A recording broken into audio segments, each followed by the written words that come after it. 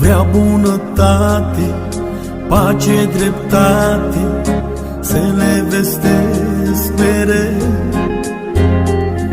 Știu că îndurarea, iubirea, iertarea vine de la Dumnezeu. Viața e scurtă, să dăm o luptă pentru sufletul tău. Cugetul-i spune, alege-i bine, nu face ce e rău. Poți să câștigi în viață, poți să ajungi în față, călcându-ți în picioare cugetul. Dar ce folos de toate să ai aici palate, dacă-ți vei pierde sufletul?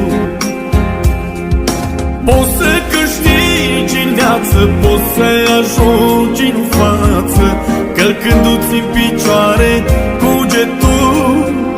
Dar ce folos de toate să ai aici palate, dacă-ți vei pierde sufletul? O, cât de ascunsă și nepătrunsă e calea omului, nu poate trece neobservată de ochii Domnului. Ce semeni astăzi tu vei culege la timpul potrivit. Nu te șăla, dar El nu se lasă nici când bat șocorii. Poți să câștigi în viață, poți să ajungi în față, călcându-ți în picioare cugetul. Dar ce folos de toate să ai aici palate, dacă-ți vei pierde sufletul?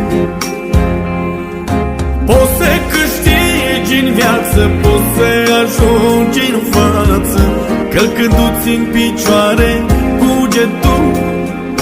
Dar ce folos de toate să ai aici palate, dacă-ți vei pierde sufletul?